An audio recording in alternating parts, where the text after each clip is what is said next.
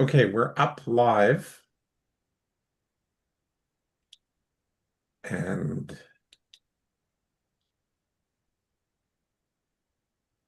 okay, we're up live.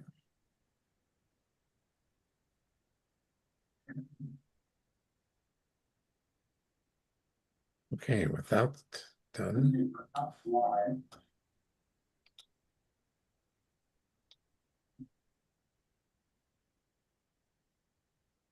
Okay, up live. We're getting feedback, and that's not supposedly from me. My volume's off. Okay. Okay. Anyway,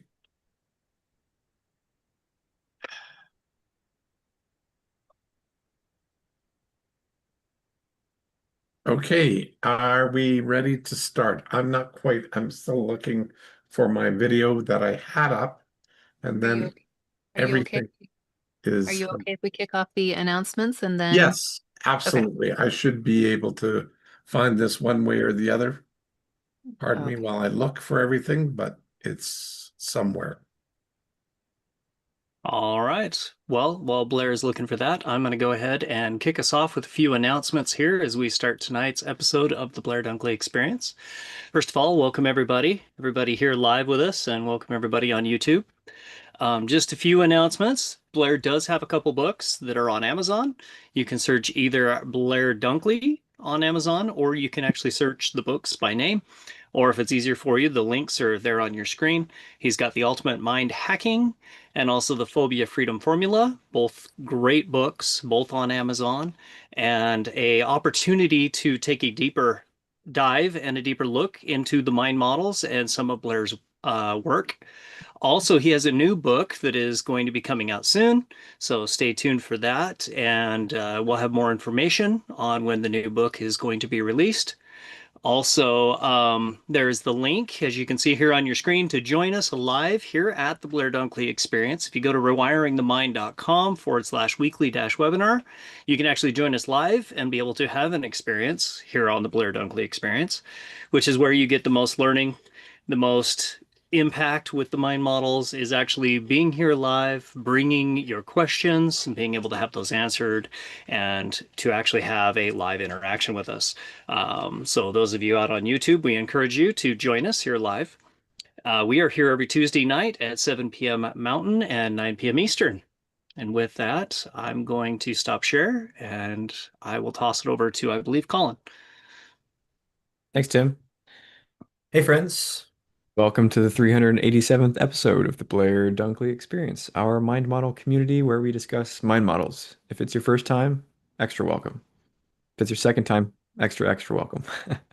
Mind models are a collection of extensively tested thought frameworks, skills, and behaviors that enable people to transform their lives intentionally. They were researched and proven to work 80% of the time. Mind model definitions are behavioral, not academic. That may trip you up a little bit. If you're new to these, but you'll catch on quick. They are process-based, and for this reason, we need the experiential piece. Regardless of how long you work with mind models, there's more depth to explore, and even Blair experiences this with his own work after 50 years. Your host this evening is Blair Dunkley, the creator of Mind Models. My name is Colin, and I'm a certified mind model method coach. And your co-hosts are Tim and Becky Graff and Patty McClurg, also certified mind model method coaches. The BDE is Blair's free gift to you, and it's an opportunity to learn, experience, and practice mind models in a safe, real-world environment, like Tim said. Personally, mind models have helped me overcome lifelong social anxiety in a matter of weeks without any sort of counseling or traditional psychotherapy. And they've also helped me to process the grief from the loss of my son, and as well as helping coach a lot of other people on a daily basis. I work with people in affordable housing, and I get to use these skills every day with people. So we look forward to learning with you tonight, and welcome to the BDE. With that, I will hand it over to myself for leftovers. Thank you, Colin. And I'd love to hear from anyone who was here last week on what you noticed practicing curiosity this last week. Could I get a quick show of hands who was here last week? Because I was not. Mike, I think I saw your digital hand. Oh, there it is. Yeah, real hand first. Mike, would you care to share how you noticed or what you noticed practicing curiosity in this past week? Yeah, so I've been somewhat curious about using AI for writing a screenplay, and so I dabbled, and I've actually completed my first draft. Hey, very nice. Yeah. Thanks for sharing. I think the Valeska, was your hand up as well? I thought I saw your hand go up. Were you here last week? Yes. Yes, I was. Awesome. Would you care to share what you've noticed practicing curiosity? I guess what? Well, last week I just saw a lot of things I hadn't, connected to my past about asking questions. And I didn't really practice, but it gave me a sense of like peace. I'm like, oh, that's where it came from. It's not that I'm stupid or I don't have anything to contribute. Yeah. So this, yeah, Thank you. That's beautiful. thank you. Well, with that, I will pass it over to Blair for the video today. Hey guys, we're going to be going through some interesting stuff on BDE 387. So, sort of like without further ado, I'll just let the video speak for itself. And I think I should be able to just fire this sucker up and share. And here we go. Blair, Yes. possibly before you stop that, I would just like to introduce a young lady to the group who is unfortunately not able to join us tonight, but she wanted to pop on and just say a quick hello. Hi. Can you, Certainly. Hi. Hi would you there. like to introduce yourself? This is Oh. Blair and the group. I'm Jeff. I don't know. I'll tell you what, this young lady is so organized and scheduled. It's been a wonderful influence in my life in the last week. Like seeing how she just gets through things and doesn't have all of this panic that looks like it's going on. Anyway, Right. she has to go now, so I'll just let her say bye, but I just wanted to introduce and I'll share the link. Okay. Yep, please. Bye. Thank you. Nice Looking to meet you. forward to Bye. meeting you more later. Bye. Bye-bye. Okay, with that, we'll go here and click share, and we're into our short little video here. Imagine launching a new business, and on day one, the payment processor crashes. Or you're in an escalating argument, and communication completely breaks down. In that immediate, high-stress aftermath, almost all of us will default to a single diagnostic question. Why is this happening? Asking why feels like active problem solving. It creates the illusion that you are getting to the root of the issue. But searching for that why doesn't fix the malfunctioning system. It locks you inside it. Mind model coaches call this the why hole. It is a closed cognitive loop that focuses entirely upon the past. Questions that start with why load emotion before logic. They instantly trigger the amygdala, the small almond-shaped region in the brain responsible for our fight, flight, or freeze response. Once that localized alarm sounds, it restricts access to your higher reasoning.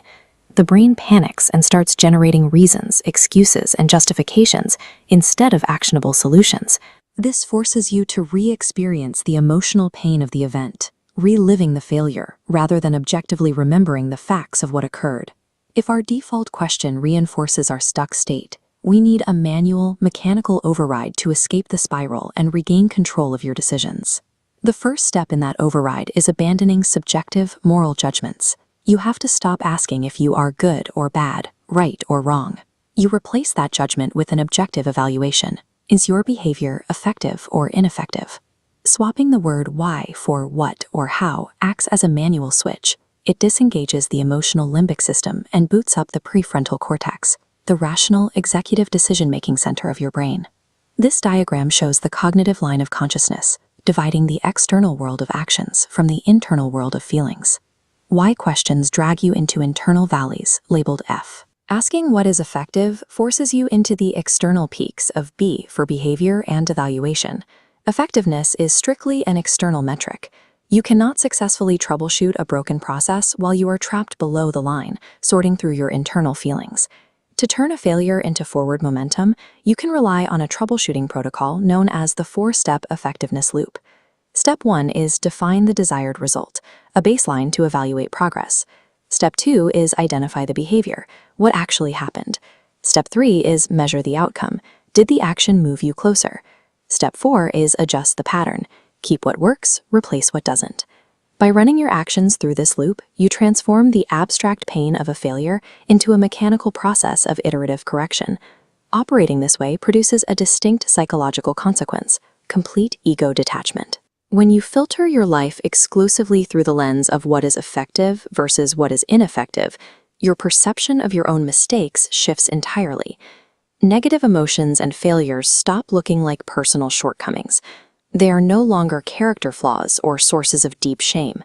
Instead, they become neutral, objective data points. They are just the results of a system testing its environment.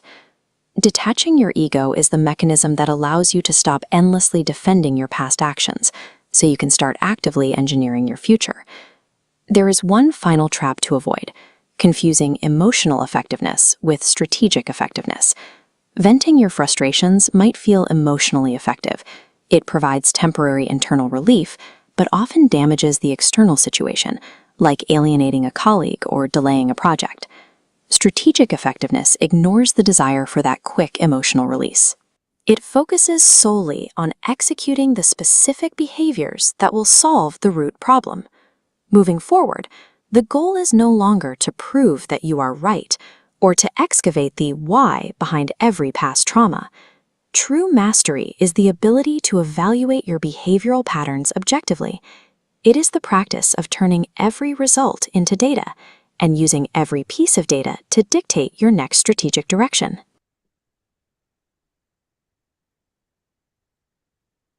Okay. So, comments. I have a comment.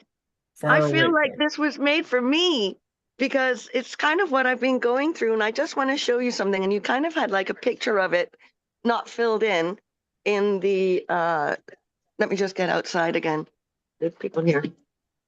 Oh, anyway, let's see if you can see this. Oh, yeah, yeah. You know, all of the things I need to do for the next until June 8th when I have an appointment.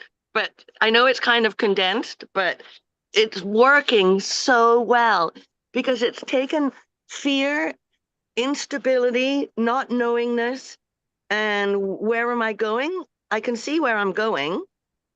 And even though there's not actions on here, it's what I'm going to be doing on that day. So, but I know the actions. I know that, I've got a flight to England on the 15th of April. So on the 14th, I'm going to be packing. And I've left time and space for stuff like that. So it's really working well. I feel much less stressed, a lot lighter, and like I don't have all of this clutter I'm carrying around in my head because I've jotted it down. That's huge. Good job. Really good job, as a matter of fact.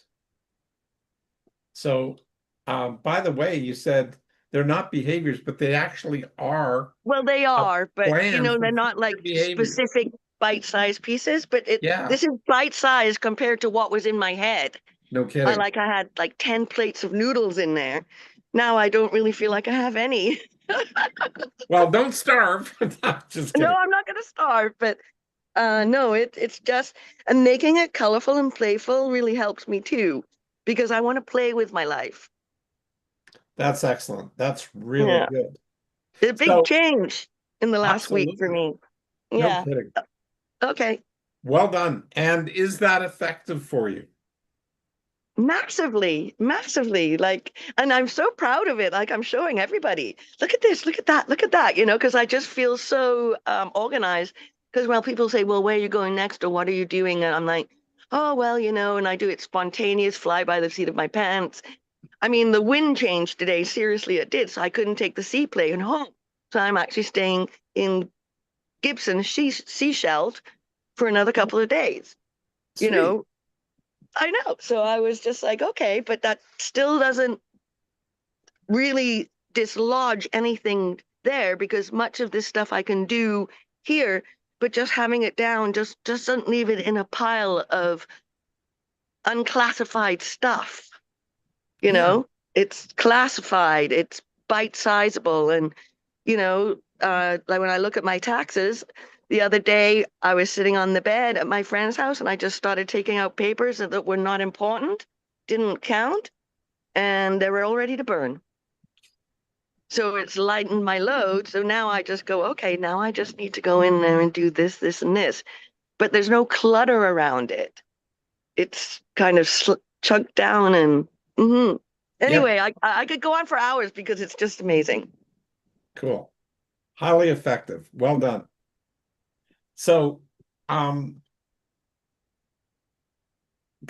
were you going to join me in diving into effective versus ineffective on this one? I'm totally happy to. I think that you wanted to kick it off by sharing some background and history. I did. Okay.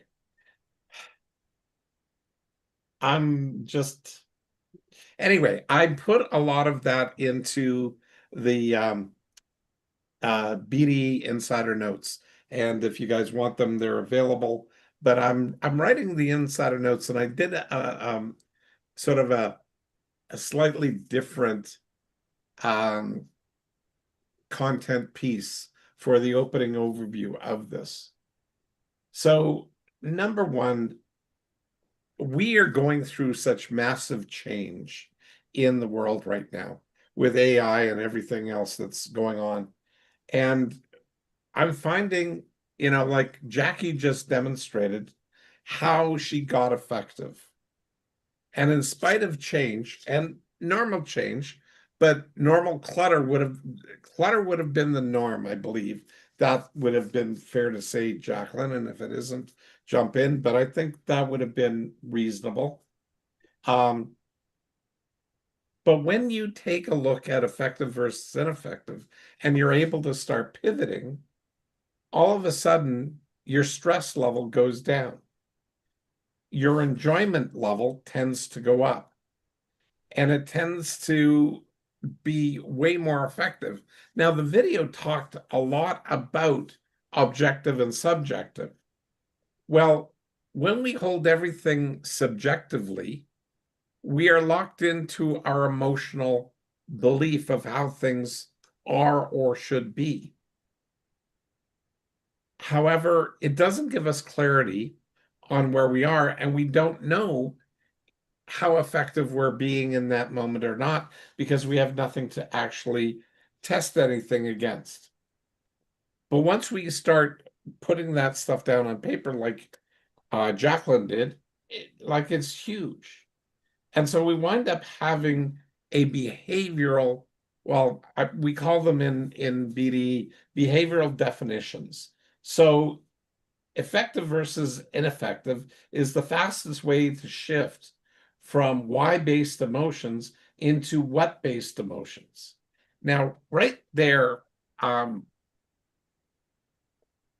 I've coined this idea of two different types of emotions over the years, over my 50 years, because everybody's got all of these emotions that go all over the place, yet emotions are always part of our life.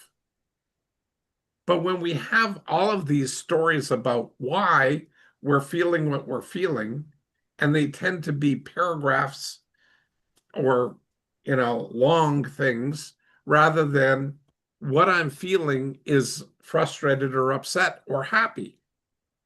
When we get it down to a word, we name and label what that feeling is, we transform ourselves. And it becomes so much easier to manage what's going on in our own lives. But when we're constantly caught up in the story of that, we have to go back to the initiation of it, the past of it, which locks us into that story. And our brain loops around over and over again, practicing that story, that why-based emotion. Now, the interesting thing is when we still have that same sort of emotion without the story attached, and we just name and label what that emotion is, we all of a sudden go, I'm feeling frustrated. Great, that's what I'm feeling. But I don't need to tell the story about what caused the frustration. What I have here is I've removed that historical piece, and a lot of the ego gets dropped because I don't have to justify my behaviors that caused that emotion. I just state what it is. And then I can deal with what it is, and everything changes so much faster. Jackie's story today of her getting that calendar laid out with colorful little look like sticky notes on there describing what's doing and planning out herself to like her month there to be able to shift herself on a predictable basis. And it just feels so much better because it's identified. Anyway, that's the essence of what I wanted to get to. And I noticed that the speed of change is really amplifying with all of this stuff that we're going through with AI. And whether or not you are or not, the world is pivoting very, very quickly. And the more that we can deal with what is happening, as opposed to what we want to have happen or happen to us and we don't like it, we can pivot, we can adapt, and we can change. And it's about becoming resilient and resourceful. Anyway, that's what I find effective versus ineffective gets me to be able to do. Zach has a question in the chat. Fire away. Sorry. Do behaviors cause emotion or vice versa? I wondered if you might pull up your graph. I Becky, think that you do that. Thank you. To pull up the graph, I think that would really augment your answer to Zach very well. Absolutely true. Becky's doing that for us. Thank you there so you much. Go. Okay, Zach, I hope you're there. So what happens is, do we start with feelings or behaviors? Well, the interesting thing here is, I don't know if I can annotate this image or not. They've changed everything that I used to do with this. I guess not. Anyway, Blair, I think Blair, if you go to the very top, do you see where it says Tim and Becky graph screen with 3 dots next to it? On the 3 dots, yes. If you click on that, it should have an annotate option. It does. Thank you so much. They changed it. Okay, so perfect. I'll just do this. Don't need that, just here. Okay, let's try this. Okay. So while you guys are talking about arranging that, I'd like to point out something I've just noticed. Like, isn't our line of consciousness where we would begin because we've stopped ourselves either in a behavior or a feeling, so we're actually in the line of consciousness, even if we're in the middle of a behavior and a feeling at the same time. The fact that we stop time and say, what's going on, where am I, or such like, yes. Are we then consciously aware? We're consciously aware. We may not be feeling effective or ineffective, but all of a sudden we've stopped that time and we're taking inventory. Absolutely correct, Jackie. So what we do is we start generally with a feeling or a behavior, but generally a feeling. And if that feeling is subconscious, we now perceive ourselves as reacting to somebody else's behavior. So we have this behavior up here that then we react to down here.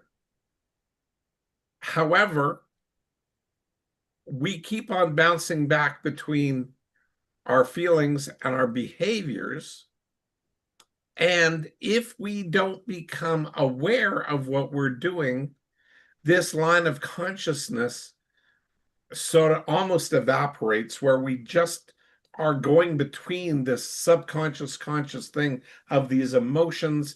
And those pictures of the guy's brain or the woman's brain being all scrambled with all these black lines going all over the place, and it's not organized. Well, the second we start going and asking ourselves a question to get ourselves out of these why loops that are just spinning in our brain, our emotions start calming down, and we start figuring out different behaviors because we are aware. And the second we become aware, we get to choose, because choice is generally the act of consciously thinking about things. So we can start. In answer to Zach's question, do behaviors cause emotions? Yeah, the answer is yes. We can impact our emotions by changing our behaviors. Is that accurate? Yes, it is. But also, feelings cause behaviors as well. So when we're angry, we behave in an angry fashion. When we behave in an angry fashion and we overact that, we might also then feel embarrassed because we overdid it. So that behavior can drive another emotion, which changes our behavior. And so it's this constant flow from behavior to feeling to behavior to feeling that we get it. And one drives the other. Does that help you, Zach? I can't see the chat. Yeah, it does a little bit. Okay. I guess the part that I'm curious about then, because the behavior is ultimately, I mean, I don't know. It seems like the feelings sometimes are not within our control. They're a little bit spontaneous, right? Somebody says something to you and it causes you to feel something. And then, however, your response to that, that's where it's like, well, the feeling might dictate a knee-jerk response, but with practice, you can stop yourself. If somebody offends me and my knee-jerk response is to punch them in the face, right? Like over the years, like from childhood, I've learned, oh, you can't do that, right? And I've been able to modify behavior based on the feeling, or after, as an effect of the feeling. Correct.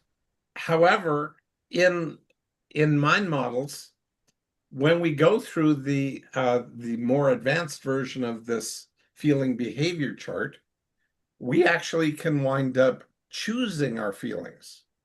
So we wind up having one feeling, but we always have more than one feeling at any given time. I know you've got kids, correct? Yeah, I have an army. Yeah. Yeah, you have an army. Okay, so sometimes they piss you off, correct? A little bit, yeah. Yeah, a little bit. Okay. So you've learned how, if you went with those knee-jerk reactions, that probably wouldn't be highly effective, correct? Correct. But you're now still sometimes frustrated to very frustrated. But do you share the feeling just of that frustration full bore, or do you choose to modify that by looking for other feelings that are also equally true, like I love my child? Right. Actually, Okay. funny enough, with children in particular, Yeah. I've, since working with you, like, curiosity is the number one route that I like to take. If they do something that is upsetting to me, I think, okay, let me ask some questions. Exactly. And so the feeling is still there, but so the behavior can be more or less trained. Yes and no. Like, so can the feeling. Like, okay, take a look at how, before you got in there with curiosity, Mhm. what were the feelings? Um, It was, I mean, yeah, probably frustration, annoyance, those kinds of things. And my line of questioning would be more of telling or asking why all the time. Absolutely. And now you're choosing curiosity as well, Yeah. which is another feeling, which is Yeah. truly there. Yeah. Okay, because it's not faked. Otherwise, they would feel manipulated like immediately. And I Right. know my kids never react well to feeling manipulated. Oh yeah, especially the females. Yeah. But also, listening to you, Zach, and when you're saying then you go to curiosity, that's like when Leslie was talking last week about coming from the back of the brain in your reptilian brain into the executive thinking mode. So Yeah. in my mind, what that does, it almost takes you to the line of the consciousness where you go, okay, I can choose right now to make a behavior, or maybe I can choose another feeling. Because, I you see. know, Okay. and So it's like I the don't, line of consciousness is almost like line of awareness as well. It is. well, yes. In short, it is. Without diving into the weeds on that. Yes. Okay. Yeah. Cool. So the more that you're aware, and the more that you realize that you have multiple emotions at that point in time, because we all have many emotions that are always happening simultaneously. Mhm. And what we do, what our brain does, that it tends to filter out the biggest emotions and we behave to that one. But it doesn't mean we can't behave to something that's lower down. I tell the story about my daughter Catherine when she was 2.5. We were in a store and she wasn't wanting to put on her jacket, and I grabbed her hand to help her put on her jacket. She pulled away really hard, but her back and head was right at the corner of this cabinet, this display counter, and had I let her go, she would have smacked her back or lower part of her head right into the sharp corner metal pointed corner of that cabinet. And I go, I can't let go. I can't let go. Yet at the same point, and she's screaming at me, like demanding that I let go. And she dislocated her elbow. I didn't know that at the time. She went into her almost tantrum-like thing, but it shifted from tantrum to pain. And I couldn't tell the difference in that moment. Eventually, I found out that it was true dislocation, had to take her to the hospital, learned how to put it back in. And at her age, the tendon that wraps around the bone was not, the bone hadn't really encapsulated the tendon properly or grown up enough to do it. And that dislocation was actually very common for kids her age. So at the end of the day, choosing how I reacted was very, very important. But I wanted to manage myself because I was extremely angry. But I knew the thing that I can choose emotions. And the question I asked myself using curiosity was, what other emotions do I feel? And I go, the first thing that popped into my head, besides my anger, was love. I love my daughter. Right. And I went, wow, if I can focus on loving my daughter and just saying that to you, like holding that in me, my attitude, my behavior, everything about me changed. And it diffused the situation and brought it back very fast. And that's where I actually found out that her arm was dislocated after she wasn't angry and pissed off at me like she was a few minutes ago, wanting to have her own way. She was now obviously in pain. And it wasn't just an emotional pain, it was that kind of pain that comes from a physical type of pain. So taking her to the hospital was the next important step because I didn't know what happened. Anyway, I just Blair, know she didn't go into the back of the cabinet. yeah, thank goodness for that. Blair, you mentioned focusing on love as a way to like, transition yourself from one state to another, or focusing on that state and shifting the way that you were behaving, focusing on that feeling to shift the way you were behaving, and vice versa. And I'm wondering if that might be kind of the perfect segue into tonight's topic on the difference between judgment and going into effective versus ineffective, how shifting to effectiveness can change the way you feel and change the way that you behave. Absolutely. Do you want to jump in there? Sure. Yeah, I'd love to start with just exploring what effective means to you and what it feels like. And Leslie, you've been really in your notes, and I'm kind of curious to hear from you. When you use the word effective, or you think in terms of effectiveness, what does that mean for you, and what does that feel like?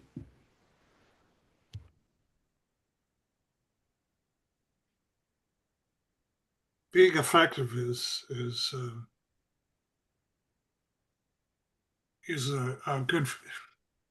good.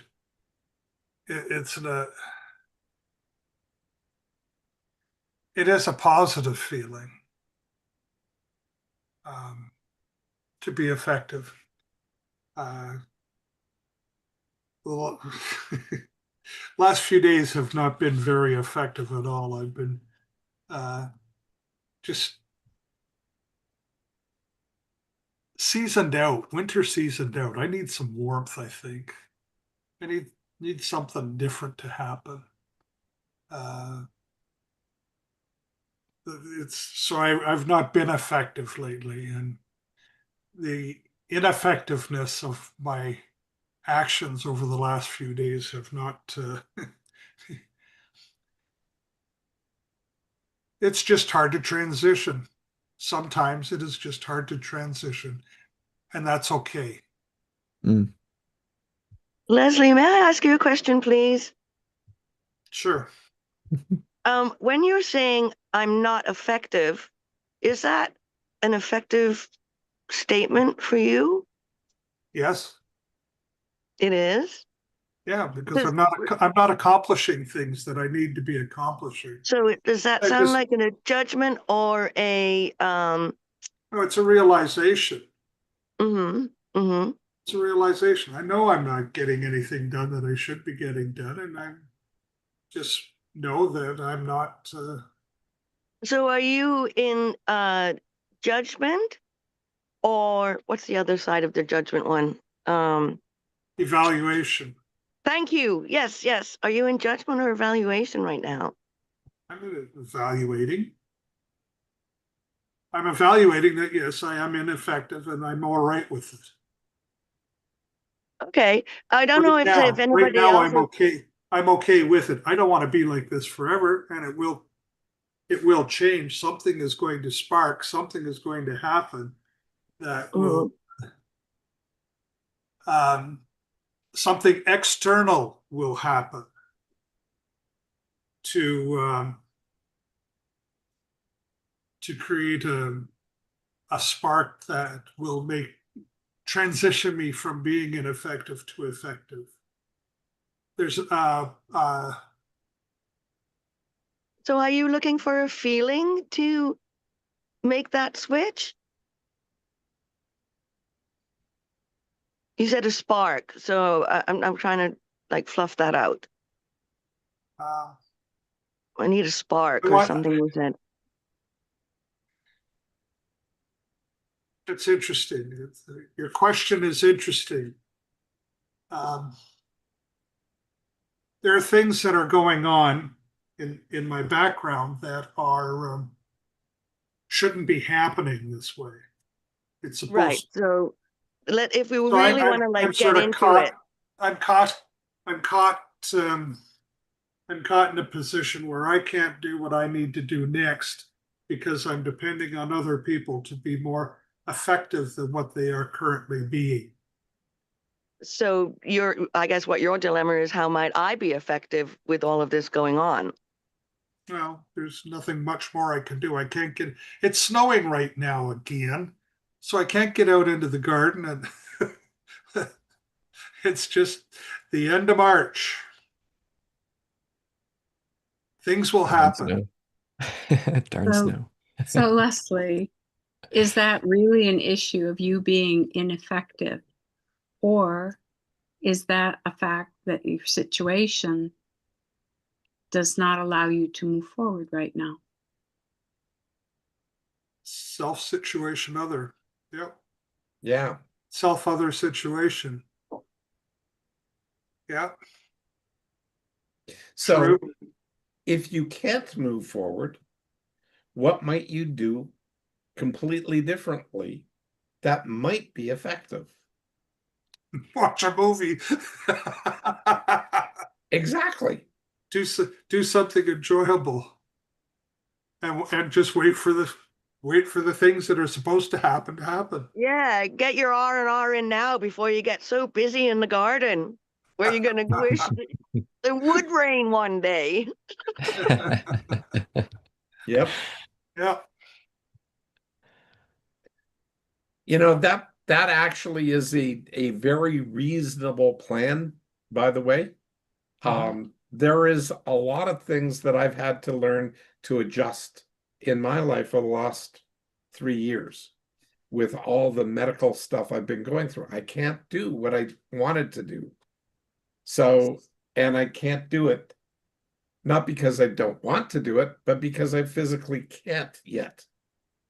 So what I can do is rest and recuperate and get myself back to where I am, and then test to make sure that my recovery is moving on in an effective manner.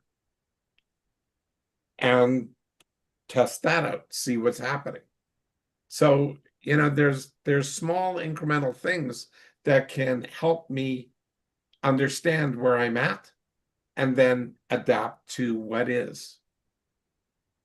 And so that segues to the question, how do you know what effective means in a situation? So looking at Leslie's example, effective, he personally is not necessarily being ineffective. He's part of a situation that's outside of his control. So what does effective mean in that situation? And Blair's question then, that, you know, what might he do? And rest, recouping, investing in himself, that's something he can do that can be effective. So I'm looking at our 4-step effectiveness loop and wondering, does anybody have a situation that we could run through the steps, sort of like what Leslie did? Brent, do you have anything that you're wrestling with in your life from an effectiveness point of view?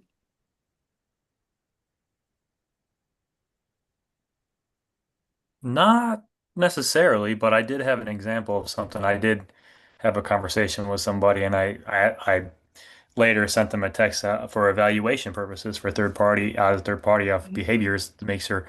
I thought some things happened, but I wasn't quite sure, so I wanted an outside view of the behaviors and whether it was effective, or if there were specific moments that uh, felt maybe unheard, or if there was those specific type of behaviors I was looking for, and I was like, well, I'm not quite sure, so I'm going to go ask, but I haven't gotten a response yet, so I don't So have let's just back that one up for a minute. Is that okay, yeah. Brent? Yeah. So did you have a desired result in mind for this conversation that you're discussing? That you're looking. Not for the conversation, no. No, it was more just calling and share information, kind of catch up type of conversation. That was I guess that was the result. The desired result was just to catch up, fill information. So it's been a while since we've spoke. So yeah. Were you hoping that the conversation would end with screaming at each other and walking away? No, no. It ended quick. It had to end because of the situation. I was working, so it was like at crunch time. It was real short, so things were rushed there in that conversation. Yeah. So Yeah, So that's sounds like there probably were some desired results and some non-desired results. Maybe they just weren't made explicit. hmm Yeah, maybe. Yeah. Well, that is the first step here, is defining your desired result. I mean, Jackie wanted to get unstressed from her pressure of being completely unorganized. She came up with a plan.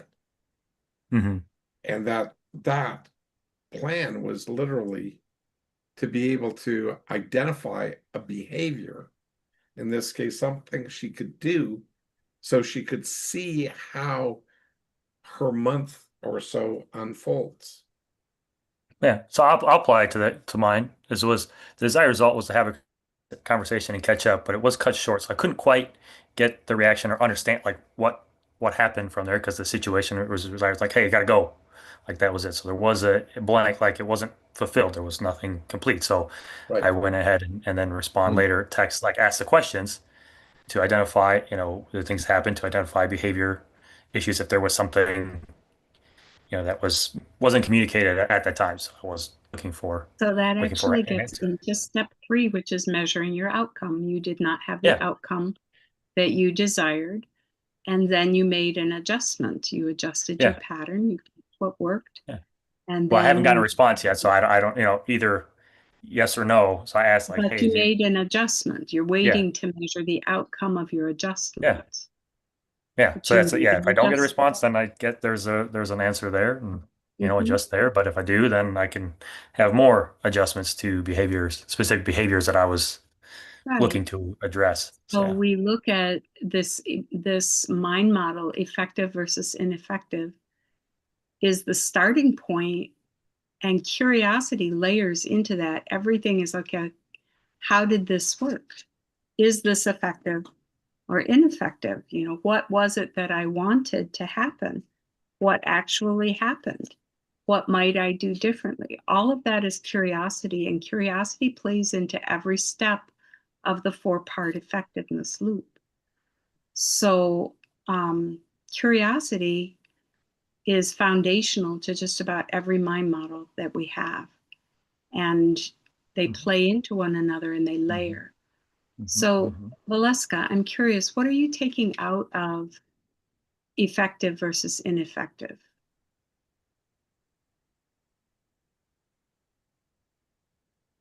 For me, what I'm getting is, well, I did my coaching the program, so I got certification of being a life coach. And what I learned there was never ask questions using the why, because when you go there, it makes the client defensive. They start to analyze, they go in their heads, justify, blame. And if you can change the questions to what and how, it opens up curiosity, and then they start to look over here with them. All right. Do you see that impacting? It sounds like you see that potentially impacting clients, that knowledge impacting clients. Do you see an application for yourself? Well, for me, I'm from Chile, and as you grow up, they always say, why? And that really triggers me. Yes. Because for me, why was like, there's something wrong here, and I gotta figure out what it is. And there was no space for me to answer. I was afraid to answer. Do you see how language impacts that feeling? So asking if something's effective or not, or ineffective, does it feel different in your body than somebody saying why?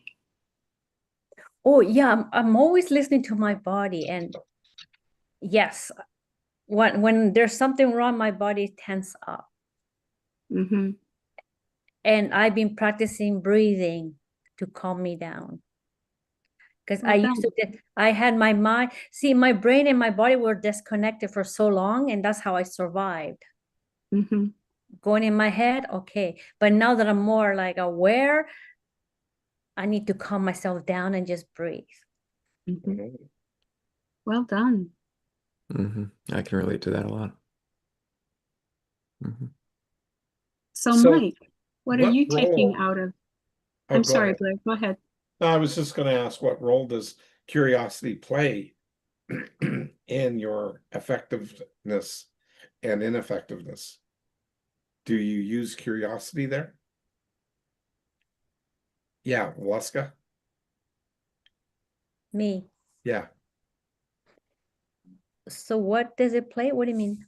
Well, I was just wondering, what role does curiosity? You inferred that it sounded like where you were in Chile, you now have shifted from where you were to where you are now. Is that accurate? It's shifted, yeah, because now I'm free to choose. And when I choose, I don't have to give anybody the explanation. I just choose it. Great. So do you find that you're more curious about your choices? Yes, I am more curious. Yeah. Yeah. And the more conscious you can get about being curious, the more effective we tend to become. That's all. That's Patty? Yeah, I was just curious, Mike, what are you getting out of this?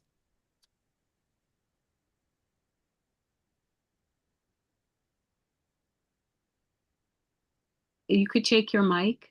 We cannot see you there. Good call on the microphone. Yeah, so I'm at the point where I'm just like thinking about how I can apply the 3 E's with my coaching with my first client that I have. So just pay attention to learn how to use it effectively. Okay. And thanks. definitely like in the 4-step effectiveness loop is a good framework to use. Okay. I think that, yeah, Mike, that actually opens up a kind of the question of what does it look like to help others to transition or yourself to transition from more judgmental patterns, good, bad, right, wrong, to effective versus ineffective. And I have a question that I've stolen from Becky and used every day of my life, which is really simple but powerful, which is the question like, how do you know? And so, like with your clients, if you have a client who's just like, oh, I did so bad this week, I ate 6 boxes of donuts and like if they said, it's so bad, they use that language, you can ask like, well, how do you know? How do you know that you did bad? Like you can use their language and just see, but how do you know? And then that calls them to look for the evidence, and you can see where do they look? Do they look to the external? Well, I did eat 6 boxes of donuts. Okay, that's external. I can look at that. Or is it just internal, just stories that they're telling themselves? I found this question to be like it's kind of a litmus test of where are you actually operating? Are you operating internally in stories, or are you actually looking for evidence outside? I don't know if that's helpful to you, but that's what that brought up for me. No, that definitely is helpful for me, especially the associations of stories. So, Tim, what are you taking out of this? So what I just took from the conversation that just happened is, yeah, there's 2 really powerful questions that I think, well, I just want to say they're foundational, and I've taken one away from my wife, which was how do you know, and the other one I've taken away from Jacqueline, and where am I? Both of those questions are very, discovering what is, it brings you present, what is actually going on now, which then you can, is this working or is it effective or ineffective for the desired result as we walk through those 4 steps? Is this getting me closer? It's those 2 questions, where am I and how do I know, can bring you into that present moment where then you're here. Now, where do you want to go? Thank you. So, Blair, do you have anything that you would like to add before we move to wrap up? yeah, I was just going, if we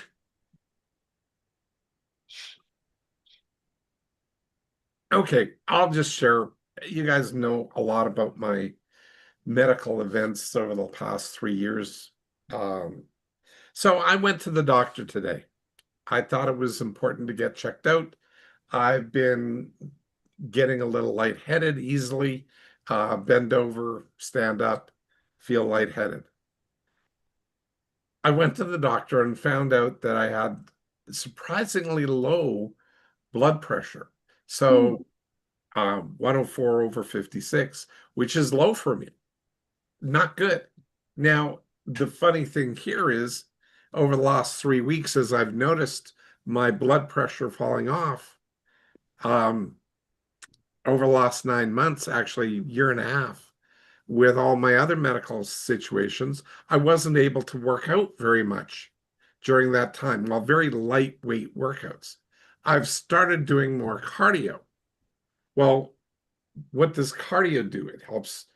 Well, if you do the workout, your heart strengthens, but when you're on blood pressure reducing and you've got a strong heart, well, all of a sudden it doesn't have to work so hard and your blood pressure tends to go down. At least that's what my doctor shared. And I go, okay, let's get you completely checked out because I have a history of heart stuff, but reduce that pill or the pills that you're taking for high blood pressure because you don't have it right now at all. In fact, it's just the opposite.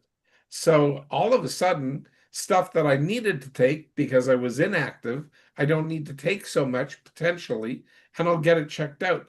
But the big thing was for me is I needed to identify what was going on externally and get that verified. And by going to the doctor, poof, I get it verified. Now I'm going to get it thoroughly checked out.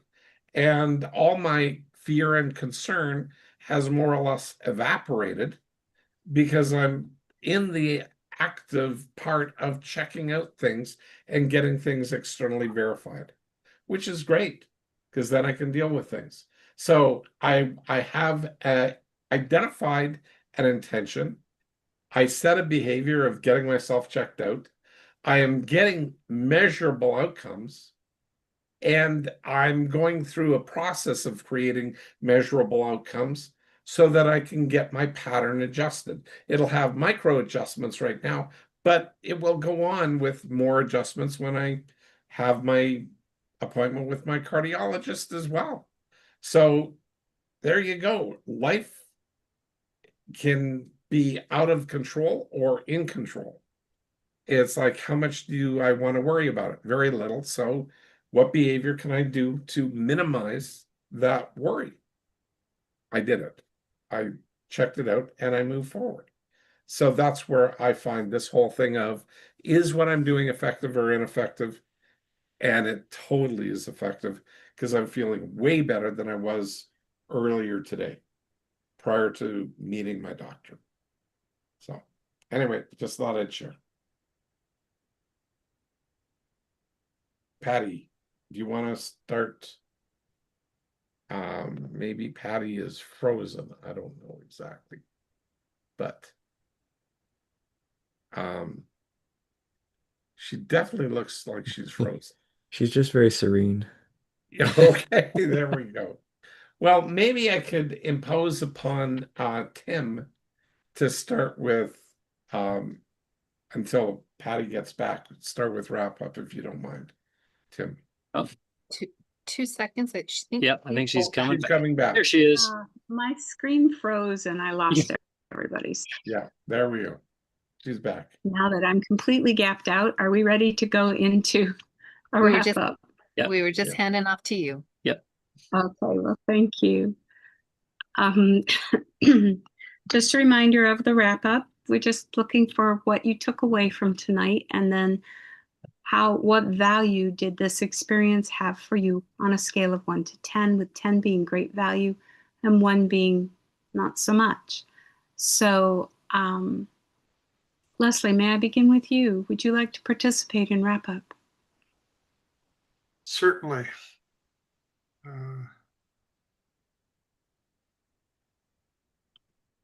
the effectiveness loop, the 4 steps. I've highlighted those for note. I'm at an 8 tonight, only, but that's me tonight. It's still a valuable evening.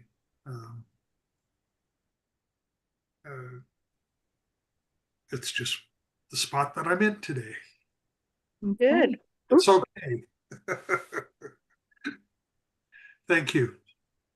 You're welcome, Leslie. We're really glad you're here and appreciate your participation. Jacqueline, would you like to participate in the wrap-up tonight? Yes, I would. Thank you. 8 out of 9 tonight. I almost feel like I want to get it 2 evaluations. 8 out of 9 tonight. And then for me, it's like a 10. Like for me, like personally, I feel validated. I feel encouraged. And it's amazing how something so simple as creating a calendar can totally, totally switch your perspective and how you feel about yourself and how you might look at something. Like my glasses are not all foggy and I need to clean them. They're like pink and they've got little rainbows in them because it's life is becoming alive again. So that's me. And I may lose the connection because my battery's just about to die and I can't plug it in where I have a quiet place to talk. So I Well, we may appreciate your leave soon. participation and for being here. So thank you, Jacqueline. Thank Thank you. you, Jacqueline. Mike, would you like to participate in the wrap-up? Yeah, 9 out of 10. It's definitely good food for thought, especially for how I will initiate my coaching call with my client moving forward. Starting off with the 3 E's for the previous week and moving forward with the call. Sounds good. Thank you, Mike. Valeska, would you like to participate in the wrap-up tonight? Sure. I say 9 out of 10. And because what I'm seeing is just confirming what I've been experiencing lately. So for me, when I get confused, it keeps me safe. That's one thing. Because a lot of things I'm discovering a seminar that I'm doing with Mike. Things are coming up that I never dealt with because I thought, okay, that was in the past, who cares? But my body is always telling me something's not right. And I've been ignoring it. So I took action and I reached out to a group. I found a group and I'm seeing myself more calm. I can sense my body calming down. And when it's not, I can tell right away. And then the breathing helps.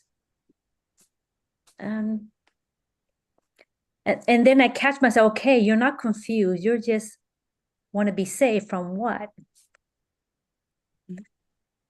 Yeah. That's the curiosity again. Yes. So curiosity is an incredibly valuable tool as you're sorting things through, Valeska. So well done you for taking on that journey. Thank you. I'm glad it's working for you. So let's see. Zach, would you like to participate in wrap up tonight? Sure. I'll say a 9 out of 10 tonight. Very effective evening.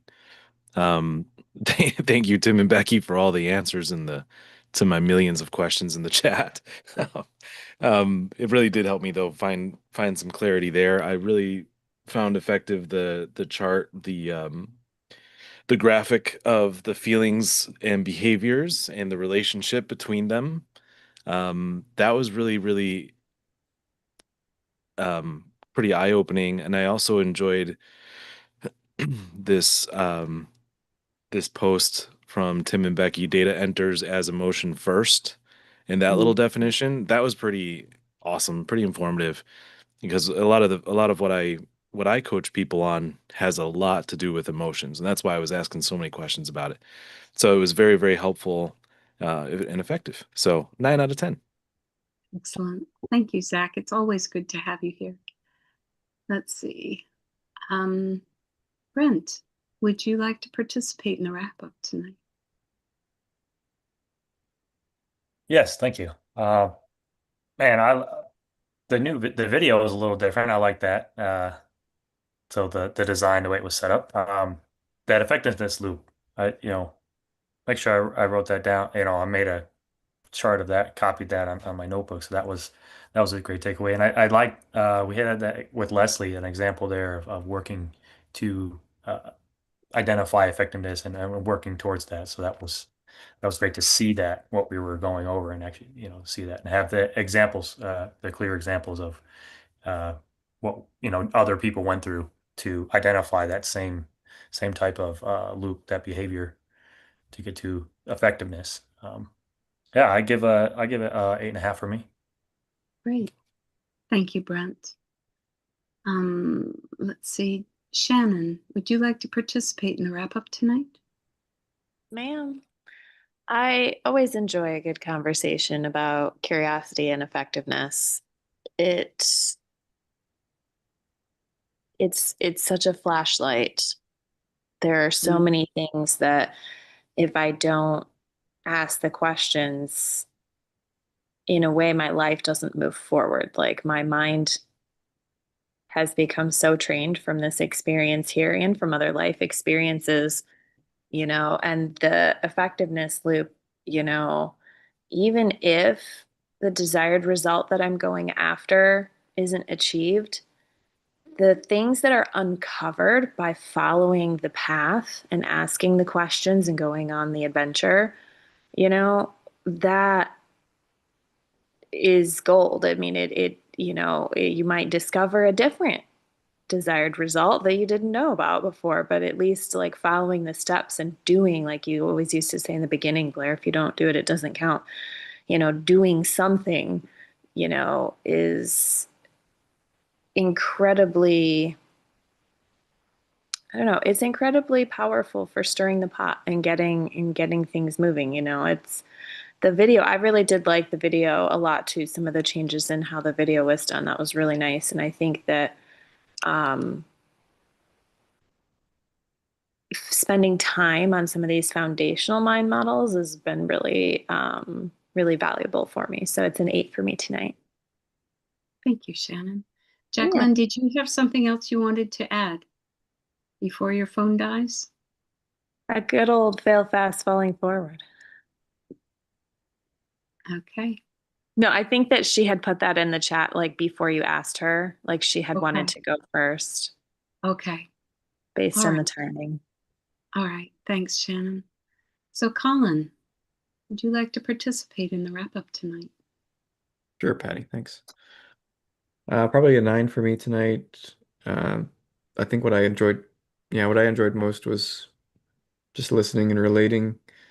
I related with a lot of what was shared, and Valeska, it was a pleasure to interact with you, and I related a lot to what you said about the becoming aware of things going on in your body and breathing, and that's been a huge part of my growth over the past couple of years, so I definitely connect with that. And Leslie, what you were sharing, like sometimes the most effective thing you can see is like put on a movie and wait out the snow.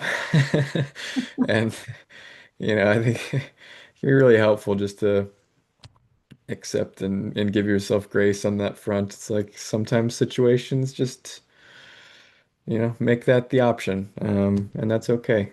So I can definitely relate to that too. And Brent, what you were sharing too, the kind of like I don't hear other people talk about this very much, like actually going back to somebody after a conversation and kind of like, trying to assess the effectiveness with somebody else. I think that can be so powerful, and I wish people did that more. I would appreciate if people came back to me and like, hey, like, how was that for you? And like, hey, did we reach? I thought we were here. Are we actually here? It's checking in. It's just an awesome communication tool. So thanks for reminding me of that. Yeah, 9 for me tonight. Thanks, Penny. Thank you, Colin. Kim, would you like to participate and wrap up tonight? Yes, I'd love to. Thank you, Patty. Just thinking about your movie, Leslie, maybe it needs to be something about being on a beach, palm trees. Just kidding. You can always come here to Arizona. It's been beautiful. Anyway, on that note, no, I really enjoyed tonight. Tonight's a 9-5 for me. I want to echo what a few others have said as far as the video. The video I found very effective tonight. The cadence, it was very just calm, very forward, very just grounding. And I thought it explained effective versus ineffective very well. So really enjoyed the video tonight. I've shared it before. The videos get better, and tonight was probably one of the best. As far as is those little mini videos. So that was great. The other thing tonight for me is I can relate a lot with what Zach shared with the emotional roller coaster, so to speak, with what he does. I also do a little bit of trading. I understand the emotional roller coaster that trading can be. I've also been on a level of self-discovery lately, working with Patty and figuring some things out for myself. And so really leaning into effective versus ineffective has been huge for me lately, and really just asking myself that questions. Is this working for me? Is this effective? Is this ineffective? Where am I right now? How do I know? And really diving into those questions and really, just discovering where I'm at in any given moment, how I want to proceed forward, has been really just huge in finding my effectiveness, or recognizing that I'm currently being ineffective, and do I want to stay here or do I want to pivot? And so just the awareness of it, and staying grounded in those questions, and being able to pivot when needed has just been very helpful. So just enjoyed the conversation tonight. Yeah, that's it for me. Thank you, Tim. Becky, would you like to participate tonight? Yes, I haven't said much, but my fingers have been busy in the chat. So 9.2 for me tonight. Effective versus ineffective is a really cool thing to be able to become more aware of and harness. I really like the 4-step effectiveness, to be able to have like the steps named so that you can actually start to be able to evaluate and be more effective. Like, how am I using these pieces? And it's been said, the video, I thought that the cadence and the flow worked well, set a tone for the rest of our conversation.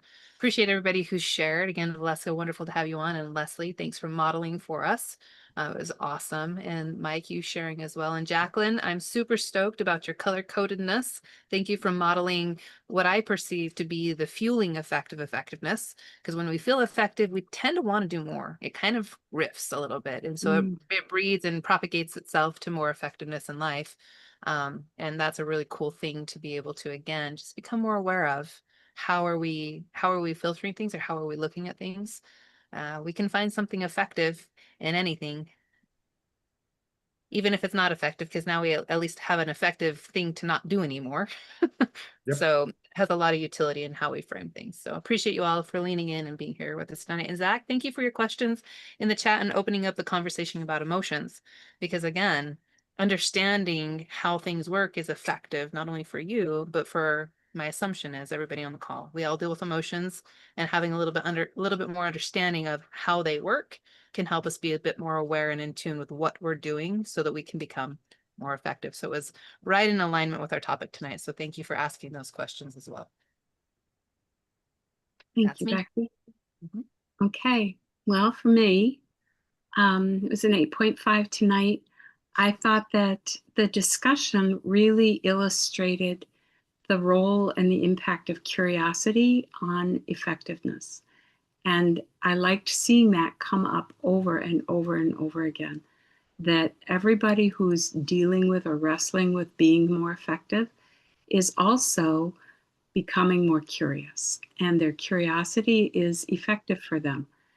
And I liked seeing that play out in the things that people shared tonight. So well done, guys. Blair, would you like to participate in the wrap up tonight? Always. So, for me, it's a 9 tonight. I I'm glad you guys spontaneously commented about the video. I reworked how the video works, tested a new model. It's working better. Anyway, long story short, here is seeing the connection of effective versus ineffective. And as we move forward, how the mind models build on each other is sort of the methodology that we use here. But starting off with the foundation of curiosity, it is so fundamental. And then the next one right after that comes into effective versus ineffective. And just by being able to ask simple questions, especially of myself, like I created this stuff for me. Like my dad went into a coma. He was in a coma for 14 years before he passed. I needed these things to figure out my life. Okay. Even though I was trained as a coach, I had some psychology in university, and actually lots of other trainings that I took over my 50 plus years now. The mind models keep on coming back to simple and effective. And the more that I can apply them, the simpler my life gets. And the biggest problem I have is remembering to just keep it simple. So the simpler it is, the more I get done. And ask, what am I doing too much of? And sometimes it's too much worry. And that's an important one to keep in play. So to me, like I said, 9 for me. Great evening. Thank you, Valeska. Thank you to each and every one of you for coming out. Zach, for your questions, typing away with fast fingers, and Becky for the responses. It's great. Okay. Well, with that, I'm going to pass it over to Becky to take us out tonight.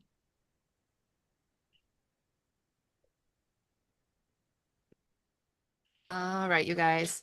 Thanks for hanging out with us for the last 90 minutes. Again, Tuesday nights is a 90-minute feast on how effectiveness, I would say, on how to be more effective with mind models.